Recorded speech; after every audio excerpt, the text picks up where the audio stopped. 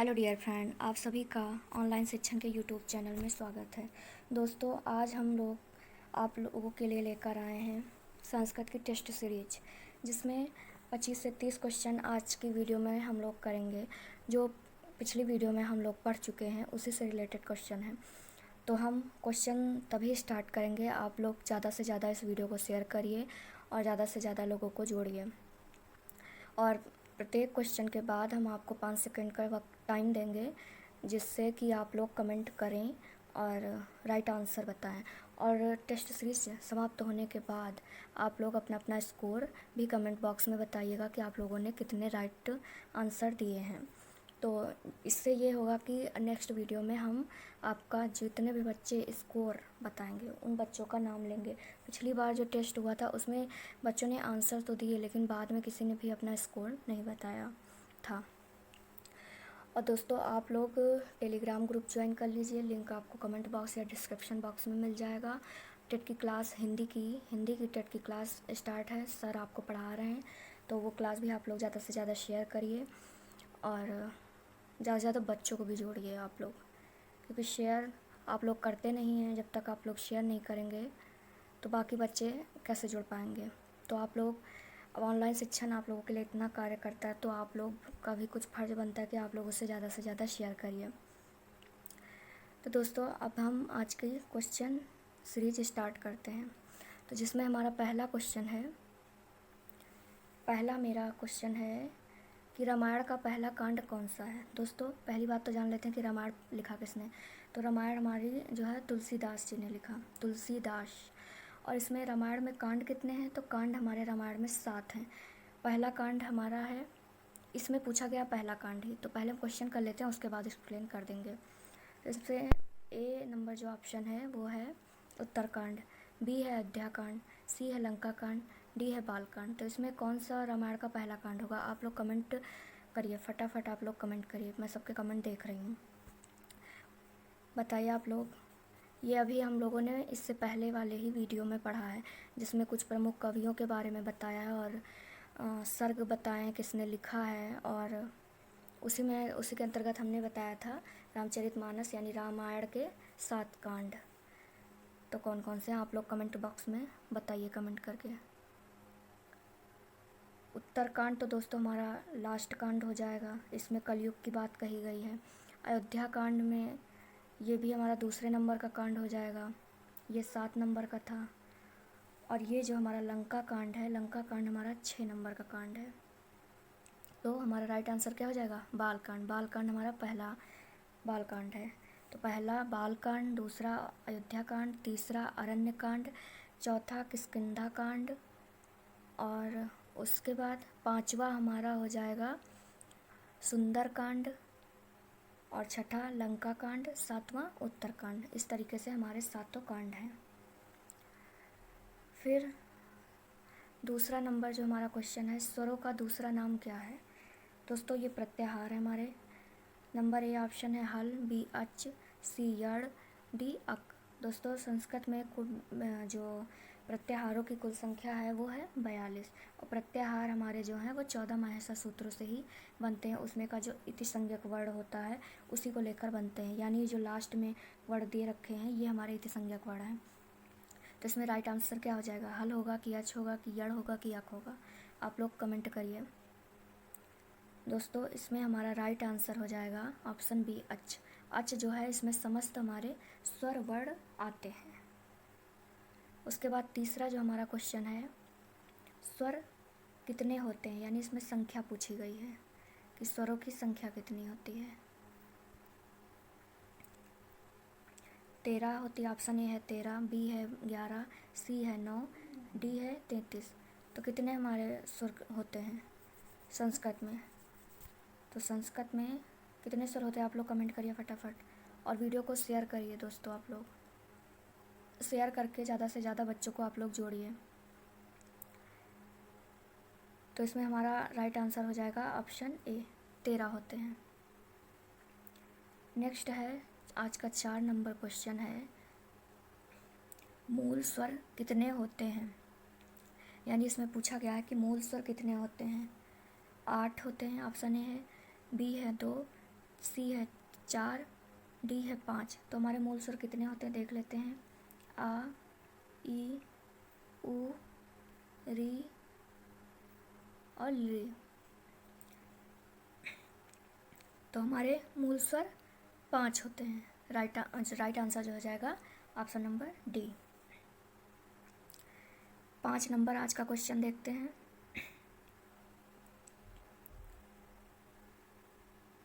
स्वरों का अभ्यांतर प्रयत्न होगा। दोस्तों प्रयत्न क्या है? जो है ध्वनि को उच्चारित करने की चेष्टा प्रयत्न कहलाती है। प्रयत्न हमारे 2 तरह के होते हैं, एक अभ्यांतर प्रयत्न और एक बाह्य प्रयत्न। तो जो अभ्यांतर प्रयत्न होता है वो 5 प्रकार का होता है और जो बाह्य प्रयत्न होता है पतंजलि महोदय के अनुसार 11 टाइप का होता है। कितने टाइप का? 11 टाइप का होता है, जिसमें ऑप्शन है ए स्पष्ट, बी है विवृत, सी है ईषत् विवृत और डी है समृत। तो हमारा ऑप्शन कौन सा राइट हो जाएगा? और दोस्तों एक और होता है ईषत् स्पष्ट। एक जो हमारा अभ्यांतर प्रयत्न होता है ईषत् स्पष्ट। तो 5 हमारे होते हैं, जिसमें 4 दे रखे हैं। पूछा गया कि स्वरों का अभ्यांतर प्रयत्न कौन सा होगा, यानी किसमें स्वरों का अभ्यांतर प्रयत्न होता है। तो ऑप्शन हमारा कौन सा राइट हो जाएगा? कमेंट करिए आप लोग फटाफट। दोस्तों इसमें जो हमारा ऑप्शन राइट हो जाएगा ऑप्शन नंबर बी विवृत। विवृत को जो है उच्चारित करते समय जो मुख होता है वो पूर्णतः खुला का खुला रहता है। तो विवृत में हमारे समस्त स्वर वर्ण भी होते हैं उच्चारित और इसी में ये लृ भी होता है। नेक्स्ट आज का छठा क्वेश्चन देखते हैं। कर्म कारक का चिन्ह है, कर्म कारक का चिन्ह है कौन सा है? ऑप्शन ए है ने, बी है करण, सी है को और डी है से, यानी अलगाव वाला से। तो हमारा कर्म कारक का चिन्ह कौन सा होगा? कमेंट करिए दोस्तों आप लोग फटाफट। ने हो जाएगा राइट आंसर, कि करण हो जाएगा, कि को हो जाएगा, कि से हो जाएगा। दोस्तों संस्कृत में हमारे जो कारक चिन्ह होते हैं वो होते तो वैसे 8 हैं हिंदी में, लेकिन संस्कृत में सिर्फ 6 माने जाते हैं, क्योंकि प्रथमा और संबोधन को नहीं माना जाता है, इस वजह से 6 होते हैं। तो कर्म कारक का चिन्ह क्या हो जाएगा? विभक्ति चिन्ह। कर्ता ने कर्म को, तो राइट आंसर हो जाएगा ऑप्शन सी। नेक्स्ट है आज का 7 नंबर क्वेश्चन। अड़ प्रत्याहार में कितने वर्ण आते हैं? दोस्तों जो अड़ हमारा प्रत्याहार है इसमें कितने वर्ण आते हैं? ऑप्शन ए है कि आ ई उ, बी है एओंग, सी है हैवरट, डी है हल। तो कितने वर्ण आते हैं? एक बार अड़ प्रत्याहार देख लेते हैं कहाँ से बना हमारा अड़ प्रत्याहार। तो आ ई उ ड़ा, ये हमारा पहला माहेश्वर सूत्र है, इसी के आ ड़ा मिलके ये अड़ प्रत्याहार हो गया। तो अड़ प्रत्याहार में हमारा कितने हमारे वर्ण आते हैं? तो देखो आ ई उ, ड़ा नहीं काउंट होगा क्योंकि ये इति संज्ञक वर्ण है, इस वजह से। तो ये हमारे 3 वर्ण आते हैं, आ ई उ। तो हमारा कौन सा ऑप्शन राइट हो जाएगा? ऑप्शन नंबर ए, आ ई उ। नेक्स्ट आज का 8 नंबर क्वेश्चन है। माहेश्वर सूत्र को अन्य किस नाम से जाना जाता है? जो माहेश्वर सूत्र है इसको अन्य किस नाम से जाना जाता है? माहेश्वर सूत्र नाम से जाना जाता है कि संज्ञा से, कि सर्वनाम से, कि शिव सूत्र से? तो आप लोग कमेंट बॉक्स में कमेंट करिए, फटाफट कमेंट करिए। माहेश्वर सूत्र, संज्ञा, कि सर्वनाम, कि शिव सूत्र? तो माहेश्वर सूत्र दोस्तों माहेश्वर सूत्र का ही नाम है। संज्ञा तो हमारा किसी व्यक्ति जाति भाव के स्थान के नाम को संज्ञा कहते हैं। सर्वनाम जो संज्ञा के नाम पर प्रयुक्त होते हैं वह सर्वनाम कहलाते हैं। शिव सूत्र, माहेश्वर सूत्र भगवान शिव के नाम पर रखे गए इसलिए इसका नाम अन्य जो है वो शिव सूत्र। कभी कभी क्वेश्चन जो हमारे क्वेश्चन पेपर में पूछ लिया जाता है कि माहेश्वर सूत्र का अन्य क्या नाम है, तो शिव सूत्र भी माहेश्वर सूत्र का नाम है। तो ऑप्शन नंबर डी जो है इसमें राइट हो जाएगा। फिर आज का 9 नंबर क्वेश्चन देखते हैं कि संस्कृत में लिंग की संख्या कितनी होती है, यानी पूछा गया कि संस्कृत में लिंग कितने होते हैं। तो ऑप्शन ए है 4, बी है 3, सी है 2 और डी है 5। तो जैसा कि हम लोगों ने पढ़ रखा है कि संस्कृत में लिंग की संख्या 3 होती है, स्त्रीलिंग, पुल्लिंग और नपुंसक लिंग। जिससे स्त्री जाति का पता चले स्त्रीलिंग, जिससे पुरुष जाति का पता चले पुल्लिंग, और जिससे ना स्त्री ना पुरुष किसी का बोध ना हो वो पुल्लिंग शब्द कहलाते हैं। ज़्यादातर उसमें निर्जीव वस्तुएं आती हैं। तो हमारा ऑप्शन बी राइट हो जाएगा बिल्कुल। नेक्स्ट आज का 10 नंबर क्वेश्चन देखते हैं। इसमें पूछा गया है कि शा का उच्चारण स्थान क्या है। दोस्तों ये हमारे ऊष्म व्यंजन है। कौन से व्यंजन है? ऊष्म व्यंजन है। ये हमारे ऊष्म व्यंजन है।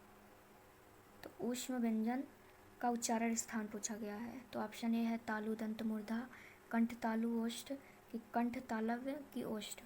तो दोस्तों ये जो हमारा ये वाला सा है इसका उच्चारण स्थान होता है तालु से, और ये वाले सा का उच्चारण स्थान दंत से होता है, ये वाले सा का मूर्धा से होता है। तो हमारा राइट आंसर हो जाएगा तालुदंत मूर्धा। नेक्स्ट आज का 11 नंबर क्वेश्चन है, अभिज्ञान शकुंतलम किसकी रचना है। अभिज्ञान शकुंतलम किसकी रचना है? कालिदास, भारवी, पाणिनि, क्षेमेंद्र। तो इससे पहले की वीडियो है उसी में हम लोगों ने कवियों के बारे में पढ़ा है, उनकी कुछ प्रमुख रचनाएं और रचनाकार के नाम और कितने सर्ग हैं। तो अभिज्ञान शकुंतलम जो है ये किसकी रचना है? आप लोग कमेंट करिए। 5 सेकंड का टाइम है आप लोगों के पास। जी दोस्तों बिल्कुल राइट। ये जो रचना है ये कालिदास जी की है। ऑप्शन ए राइट होगा इसमें। फिर 12 नंबर जो हमारा क्वेश्चन है वो है संधि कितने प्रकार के होती है, यानी संधि के कितने भेद होते हैं। तो जिसमें पहला ऑप्शन है स्वर संधि, दूसरा है व्यंजन संधि, तीसरा है विसर्ग संधि और चौथा ऑप्शन है उपयुक्त तीनों यानी कि सभी। तो दोस्तों हम लोगों ने जैसे पढ़ा था कि संधि हमारी 3 प्रकार की होती है, और संधि की जो डेफिनेशन थी यानी परिभाषा कि संधि में 2 वर्णों के मिलने से जो विकार उत्पन्न होता है वो संधि कहलाता है। दोस्तों संधि में 2 वर्ण मिलते हैं, बट समास में 2 शब्दों के मिलने से जो नए समासिक पद का निर्माण होता है वो समास कहलाता था। तो इसमें हमारा ऑप्शन कौन सा राइट होगा? स्वर संधि, व्यंजन संधि, विसर्ग संधि। तो ये तीनों संधियाँ होती हैं। तो हमारा ऑप्शन डी राइट हो जाएगा, उपयुक्त तीनों। स्वर को दोस्तों अच संधि और व्यंजन को हल संधि भी कहा जाता है। नेक्स्ट जो हमारा आज का 13 नंबर क्वेश्चन है वो है संस्कृत में प्रत्याहारों की संख्या कितनी है। दोस्तों इससे पहले ये भी हमने बता दिया है आपको, तो आप लोग इसका तो आंसर कमेंट करिए, हम नहीं बताएंगे आप लोगों को कि संस्कृत में प्रत्याहारों की संख्या कितनी है। फिर आज का 14 नंबर जो क्वेश्चन है, समास के कितने भेद होते हैं, यानी समास कितने प्रकार के होते हैं। 6 प्रकार के, 7 प्रकार के, 8 कि 9, कौन सा ऑप्शन राइट होगा। तो दोस्तों जैसा कि हम लोगों ने पढ़ा है कि समास 2 शब्दों का आपस में मिलने से जो विकार उत्पन्न होता है वो समास कहलाता है। समास का जो शाब्दिक अर्थ होता है संक्षिप्तीकरण यानी छोटा करना। और समास के हमारे भेद कितने थे? 6 भेद थे। तो कौन कौन से वो 6 भेद थे हमारे? जिसमें पहला था अव्ययीभाव समास, दूसरा था तत्पुरुष समास, और तीसरा कौन सा था? द्विगु समास, द्वंद्व समास, कर्मधारय समास, बहुब्रीहि समास। इस तरह से हमारे 6 समास थे। फिर आज का 15 नंबर क्वेश्चन देखते हैं, किस समास में पूर्व पद विशेषण तथा उत्तर पद विशेष्य होता है। दोस्तों समास में 2 पद होते हैं, प्रथम पद को पूर्व पद और बाद वाले पद को उत्तर पद कहते हैं, तथा इन्हीं दोनों पद जब अलग किए जाते हैं तो ये समास विग्रह कहलाता है, और अगर ये ऐड हो जाते हैं तो वो समासिक पद या समस्त पद कहलाते हैं। तो इसमें पूछा गया है कि किस समास में पूर्व पद और जो है उत्तर पद विशेषण और विशेष्य कहलाता है, या फिर इसकी डेफिनेशन और है उपमान उपमेय। पूर्व पद उपमान और उत्तर पद उपमेय कहलाता है। वह कौन सा समास होता है? क्या वो द्विगु समास होता है या द्वंद्व समास होता है, कर्मधारय समास होता है या बहुब्रीहि समास होता है। द्विगु समास में दोस्तों प्रथम पद संख्यावाची होता है, द्वंद्व समास में दोनों पद प्रधान होते हैं, और बहुब्रीहि समास में एक पद ना जो है दोनों पद प्रधान ना होकर कोई तीसरा पद ही प्रधानता दिखाता है, वो बहुब्रीहि समास होता है। तो इसमें हमारा राइट आंसर हो जाएगा कर्मधारय समास। ये कर्मधारय समास की परिभाषा है। आज का 16 नंबर क्वेश्चन देखते हैं, किस समास में प्रथम पद संख्यावाची होता है। किस पद में प्रथम पद संख्यावाची होता है? द्विगु समास में, कि बहुब्रीहि समास में, कि द्वंद्व समास में, कि तत्पुरुष समास में। तो कौन सा ऑप्शन राइट होगा? ए, बी, सी, डी, कौन सा? तो दोस्तों द्विगु समास में हमारा जो है प्रथम पद संख्यावाची होता है। 17 नंबर क्वेश्चन है आज का। उपगंगम में कौन सा समास है? तत्पुरुष समास, कर्मधारय समास, बहुब्रीहि समास, द्विगु समास। तो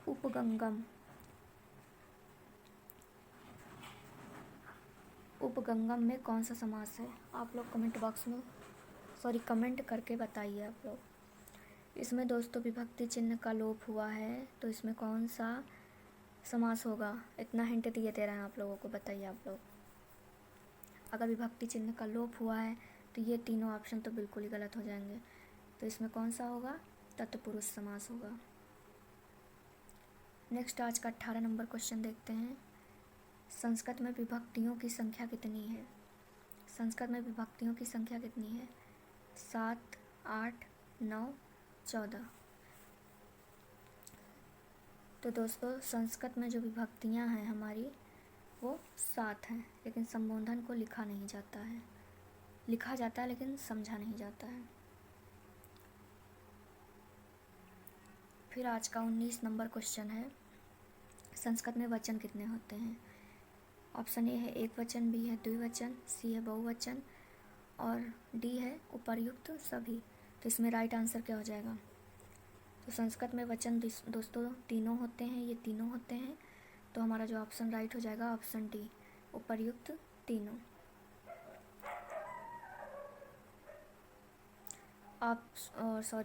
जो हमारा 20 नंबर क्वेश्चन है वो है बालक में कौन सा शब्द रूप बनेगा? यानी बालक में कौन सा शब्द रूप बनेगा? आकारांत पुल्लिंग की, अकारांत पुल्लिंग की, उकारांत पुल्लिंग की, ऋकारांत पुल्लिंग। कौन बालक में कौन सा शब्द रूप बनेगा? तो दोस्तों बालक को हम लोग तोड़ के देखते हैं। बा धन बड़ा आ, धन ला, धन आ, धन का और धन आ। ये हमारा बालक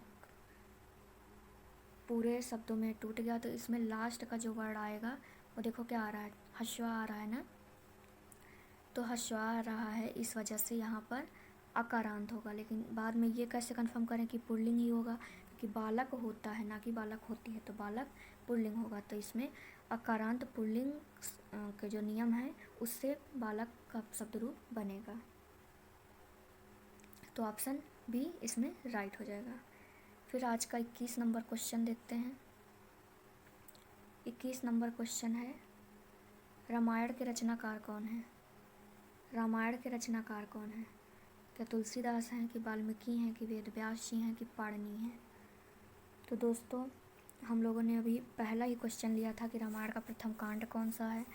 तो रामायण हमारा जो है तुलसीदास जी ने लिखा है, और तुलसीदास जी ने रामायण को 7 कांडों में लिखा है, जिसमें उन्होंने भगवान राम की पूरी जो है जीवन परिचय उनका दिया है, जन्म से लेकर उनके मृत्यु तक। और तथा उत्तर कांड में कलयुग की बातें कही गई कि कलयुग में कैसा होगा।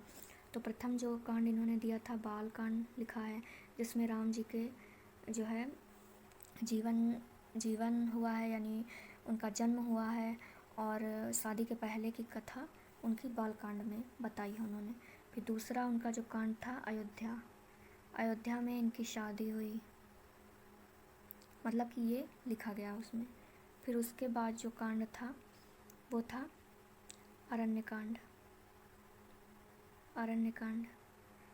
कांड जो था, इसमें सीता जी के साथ इनका विवाह हो गया था और इनको वनवास पे जाने का आदेश मिल गया था। फिर किष्किंधा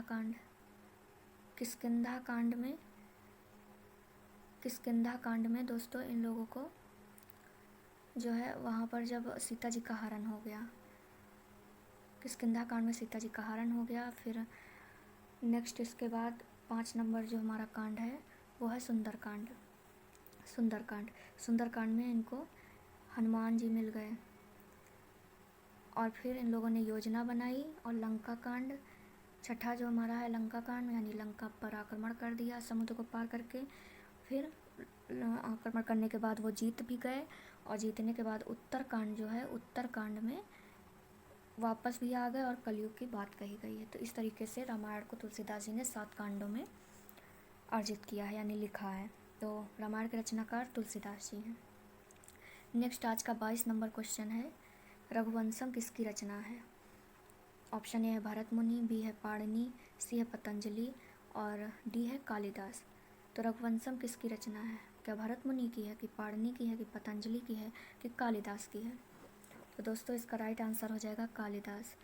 कालिदास की 3 रचनाएं दोस्तों बहुत ही प्रमुख हैं। एक रघुवंशम हो गई, अभिज्ञान शकुंतलम हो गया, और एक इनकी रचना और है, मुझे इस टाइम याद नहीं आ रही है। 3 रचनाएं इनकी बहुत ही प्रमुख हैं जो पूछी जाती हैं। उसके बाद बात कर लेते हैं 23 नंबर की क्वेश्चन की, कि अष्टाध्यायी किसकी रचना है? Option A Panini, B Vedvyas, C Patanjali महोदय, डी कात्यायन। तो दोस्तों जो कात्यायन का दूसरा नाम वररुचि है, वररुचि ये इनका दूसरा नाम है। दोस्तों जो अष्टाध्यायी है, अष्टाध्यायी में संस्कृत व्याकरण की समस्त संस्कृत व्याकरण लिखे गए, उसके नियम रूल सारे अष्टाध्यायी में लिखे गए हैं। और इसके जो इस कृति के रचनाकार हैं वो महर्षि पाणिनि जी हैं। दोस्तों संस्कृत के त्रिमुनि, पहले पाणिनि, दूसरे हैं कात्यायन, या इनका एक नाम और है वररुचि, और तीसरे हैं पतंजलि। ये 3 संस्कृत के त्रिमुनि हैं। अक्सर ये क्वेश्चन आ जाता है कि संस्कृत के त्रिमुनि कौन है, तो यही तीनों त्रिमुनि हैं। इन्हीं पे पूरी संस्कृत व्याकरण टिकी है। फिर आज का 24 नंबर क्वेश्चन है, किस समास में कारक चिन्हों का लोप होता है? किस समास में कारक चिन्हों का लोप होता है? तत्पुरुष समास में, अव्ययी भाव समास में, कर्मधारय समास में, बहुब्रीहि समास में। तो हमारा राइट आंसर क्या हो जाएगा? अव्ययी भाव में तो पहला पद अव्यय होता है या उपसर्ग लगा होता है। कर्मधारय में जो है एक पद जो पूर्व पद होता है वो विशेषण और उत्तर पद विशेष्य होता है। बहुब्रीहि समास में दोनों पद जो है प्रधान होकर, ना प्रधान होकर कोई तीसरा पद प्रधानता लेता है। तत्पुरुष समास हमारा राइट आंसर हो जाएगा। इसमें 6 विभक्ति चिन्हों का लोप होता है कर्ता को छोड़ के। कर्म द्वितीया, तृतीया, चतुर्थी, पंचमी, षष्ठी और सप्तमी, इस तरीके से 6 कारक चिन्हों का लोप होता है। फिर 25वां यानी आज का लास्ट क्वेश्चन हमारा होगा, अका सर्वड़े दीर्घा किसका सूत्र है? अका सर्वड़े दीर्घा किसका सूत्र है? ऑप्शन ए है दीर्घ संधि, ऑप्शन बी है यड़ संधि, ऑप्शन सी है अयादि संधि, ऑप्शन डी है विसर्ग संधि। तो अका सर्वड़े दीर्घा किस संधि का सूत्र है? तो ये हमारा दोस्तों राइट आंसर हो जाएगा दीर्घ संधि का सूत्र है। अका सर्वड़े दीर्घा दीर्घ संधि का सूत्र है। और यड़ संधि का सूत्र होता है इको यड़ाची। अयादि संधि का सूत्र होता है एचोंग यवा यावा। दोस्तों इस तरीके से आज हम लोगों ने 25 क्वेश्चन किए हैं। 25 क्वेश्चन। तो 25 क्वेश्चन में आप लोग बताइएगा कि आप लोगों का स्कोर कितना रहा। कमेंट बॉक्स में आप लोग बताइएगा, मैं उसको देख लूँगी और देखने के बाद कल के वीडियो में मैं आप लोगों का नाम ज़रूर लूँगी। और सब लोग काउंट करके इकट्ठे स्कोर बताइएगा। जितने लोग इकट्ठे स्कोर बताएंगे मैं उन्हीं का नाम नेक्स्ट वीडियो में अनाउंस करूँगी। और दोस्तों आप लोगों से विनम्र आग्रह है कि आप लोग वीडियो को ज़्यादा से ज़्यादा शेयर करिए। अभी टेट की भी क्लासें स्टार्ट कर दी गई हैं ऑनलाइन शिक्षण 2.0 पर, और उसको भी सब्सक्राइब कर लीजिए आप लोग। और टेट की हिंदी पढ़िए, जल्द ही आप लोगों को मैथ भी पढ़ाया जाएगा, बाकी सब्जेक्ट भी आप लोगों के लिए लाए जाएंगे। तो ऑनलाइन शिक्षण आप लोगों के लिए इतना सब कुछ करता है, तो आप लोगों का भी कुछ फर्ज बनता है कि दोस्तों आप लोग वीडियो को ज़्यादा से ज़्यादा शेयर करिए। आप लोगों को कंटिन्यू इसी तरीके से अच्छी बेहतरीन क्लासें मिलती रहेंगी। और अभी एग्ज़ाम आते आते आप लोगों की बेस्ट से बेस्ट तैयारी और ज़्यादा कराई जाएगी टेस्ट सीरीज के माध्यम से, मैराथन क्लास के माध्यम से। तो आप लोग उसको देखिए और बाकी दोस्तों को भी बताइए, वो भी लोग इसका लाभ उठा पाएँ। इसी बात से मैं अपनी वाणी को विराम देती हूँ। Thank you class.